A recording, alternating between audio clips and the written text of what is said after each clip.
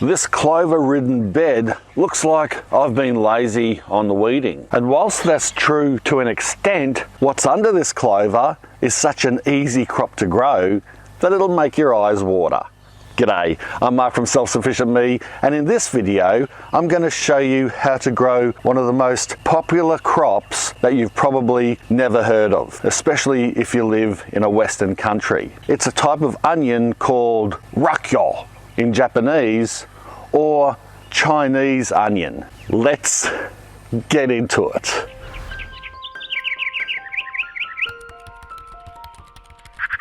I'm always on the lookout for new plants, especially ones that can fill a growing gap. And one growing gap that we've got here in our hot climate is growing bulb onions through the hottest time of the year, summer. But not just growing them, being able to harvest the bulbs through summer so that you can have a nice fresh onion to eat. Here, most bulb onions are grown through our winter, harvesting in spring, and perhaps harvesting just as summer hits at the latest, particularly before the summer rains hit and it just gets too hot for the crop. However, Rakkyo onions are very hardy and can withstand our summer heat no problems, if they get enough water.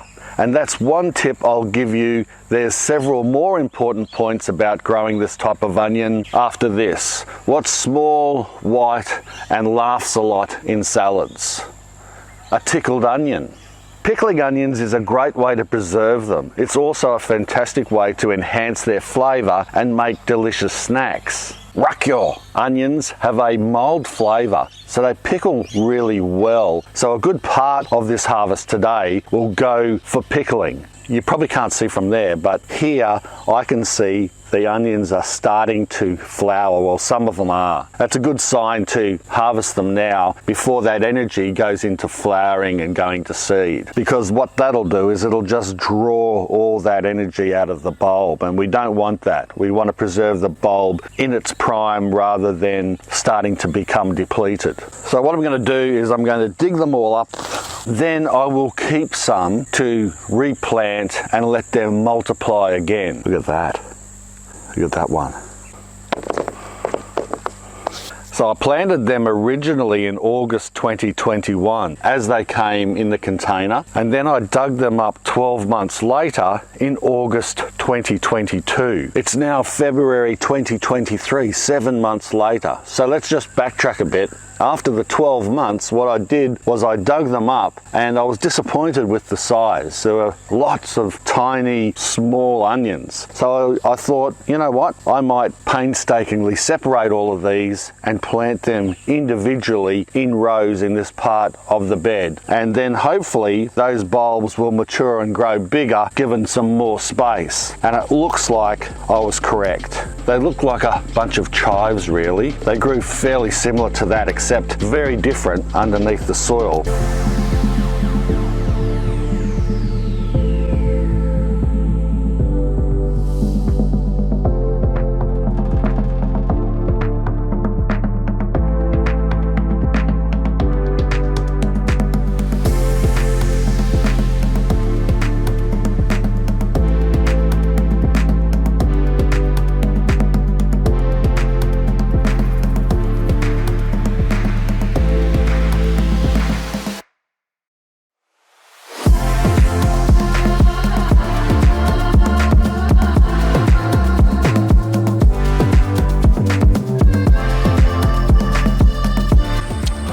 $1,000,014.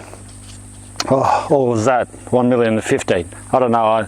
I lost count. I've been going for about 4 hours. What I'm going to do now, future Mark, who's just a little bit older than me, is going to take them and run them through the rolling sifter just to give them a wash so I can wash off the dirt and also see if I can get rid of most of these outer skins. You could have cured these. If you want to keep them on the bench, don't process them like I did and cut the roots and stems off. Instead, just let them die back on a rack out in the sun or in a warm, shady spot on some wire mesh, let them mature over a few days, and they'll get a harder skin on them, and then you can store them away in the pantry. But we don't want to do that. We're going to take the outer layer of skin off, well, most of them, some of them don't need it, and then Future Mark is going to process them and pickle them. Probably a couple of different ways. One just sort of plain, another one in chili, and perhaps some in apple cider vinegar instead of plain vinegar.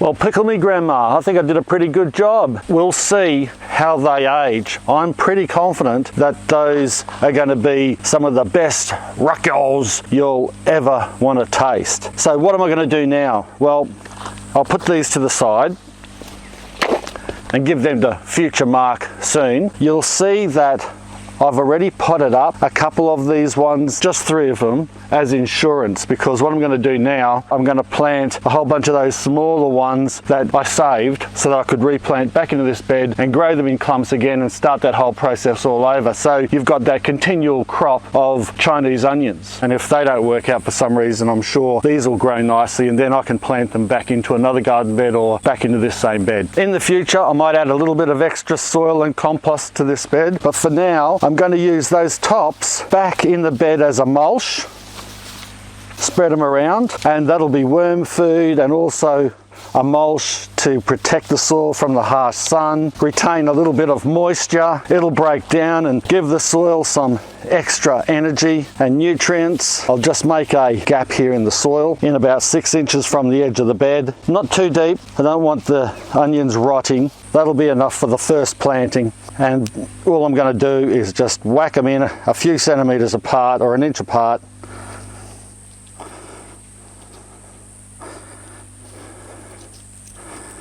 Cover them over.